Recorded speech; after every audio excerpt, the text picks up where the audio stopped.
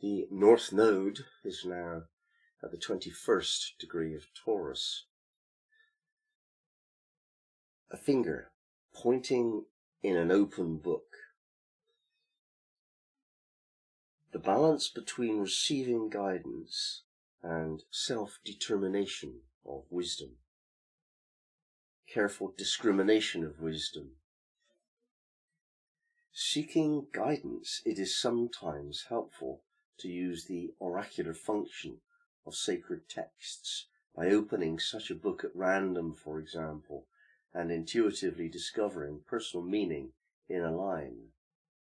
Taken too far, this can create an overdependence and diminish self-reliance, so that personal will and freedom of choice are inappropriately sacrificed. We have to balance guidance with self-determination. Also, it's about needing values and goals in order to determine truth from fancy. The whole thing of accepting guidance is fraught with danger.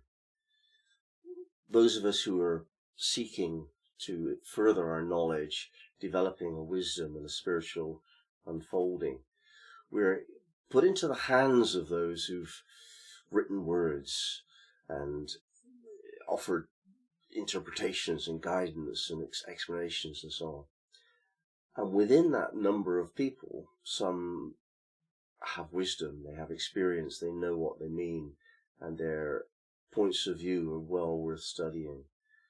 But that is not the majority, to be honest. There are many, many more commentators than wise people in this field of activity. That includes the writers of books. So many people seem to think that because it's written in a book, it must be true. And this just makes no sense. That those people who decide to write books want to express something of their opinions. It doesn't make them right. They don't even necessarily study the material that they're talking about. Quite a lot of people. And then they present it to a publisher, and the publisher just decides whether they can make money from it. They've got no other agenda. So there's no sense in which the esoteric books that you're reading represent wisdom or truth.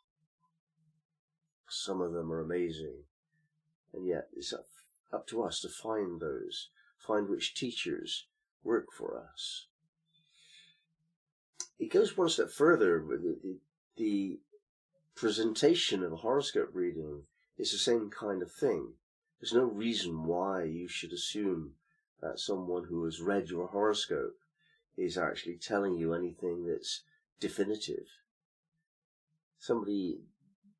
Many people say to me, what does my horoscope say? And the answer is, well, nothing. It is the astrologer who speaks. And like in every other aspect of life, people who speak to you don't necessarily know what they're talking about. And this is even true of spirit guides as well. You mustn't assume that just because somebody hasn't got a body anymore, they have wisdom instead. I don't think that's a fair interpretation at all. Certainly not in my experience. So we need to be careful with what comes to us and discriminate about that. And with the North Node in this position today, and for about 3 weeks, we're going to be offered information, opinion, wisdom, interpretations. And some of it is going to be very useful, helpful. Some of it is not. And we have to decide which of these two situations we're dealing with. We have to discriminate between what is right for us and what is not right. And we can only really do that if we've developed our own set of values. And that means that we know what works for us and we know what doesn't work, and we make decisions based on those values. It's helpful, I think, when we're looking at any axis, the nodal axis is what we're talking about today, to look at both ends of it. So if we look at the 21st degree of Scorpio now, and we see where we're coming from with this, the south node is at the 21st degree of Scorpio today. And this is a soldier derelict in his duty, conscientious objection, being true to ourselves. We are tested to find out how deep and authentic is our conscience. There is no escaping this, because spiritual values are at variance with the values of society to a significant degree. This is particularly true of armed conflict, where normally the individual is forbidden to commit acts of violence because it is morally wrong, but the state may demand it of its citizens because it is said to be right when defending the nation, even at times when the nation is not under attack. When tested on issues of conscience, it is good to reflect upon the spiritual benefit of standing on matters of principle. So we're just using a metaphor for a soldier here. But we're saying, there's the extreme example. One way or another, I ended up with a gun that I'm supposed to use on behalf of the state. And I find myself being asked to commit crimes.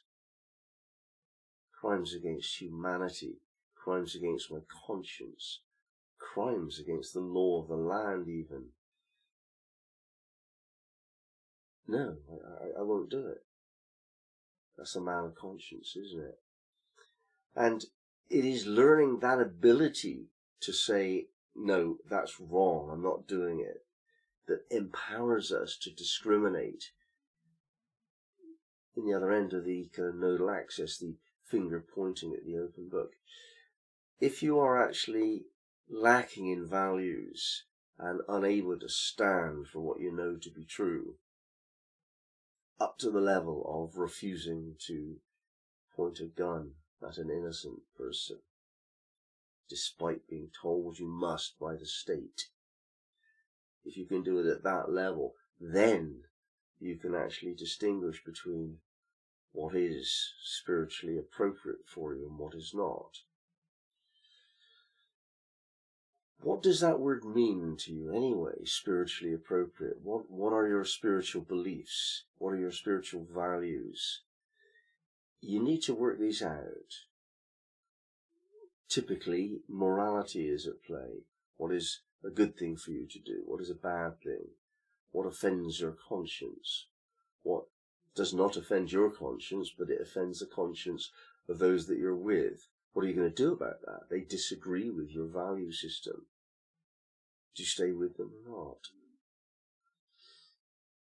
There will be an issue to discuss at some point, perhaps over the next few weeks, around the question of which of these values can you actually take into the future. You know, you've been hanging out with a certain bunch of people, not really caring too much whether their values differ from yours, but you just find it convenient, expedient, enjoyable, or whatever to hang out with a group of people. But if you actually now discriminate, look at this as an open book and you know, just decide whether or not what they're doing is actually okay. What they're saying is good. Because you will become like the people that you hang out with. Whoever you're spending time with will eventually become the greatest influence in your life, and that will influence you to become like them.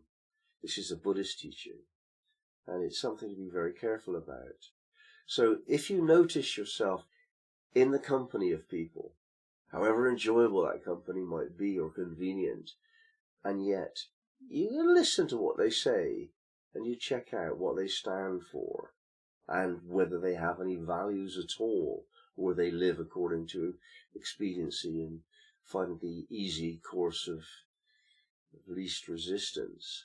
If that's the group of people that you're spending your time with, your life with, you're building your life upon, then you're going to become like that, somebody of no consequence, somebody whose values don't mean anything. That's what you're doing if you're spending time with those people. And if you're actually just reading books on astrology and spiritual wisdom and so on, without checking out whether it's reasonable, whether it's wise, whether it's beautiful and good and loving, then that's the direction that you're heading in. We're in particular danger in the field of astrology, because astrology is a lot more influential than people can imagine. And it's actually nowadays been taken over by those people that have not really studied it more deeply than read material online without actually meeting the teachers. Well, you learn so much when you meet a person. So very much. You know whether to trust them or not.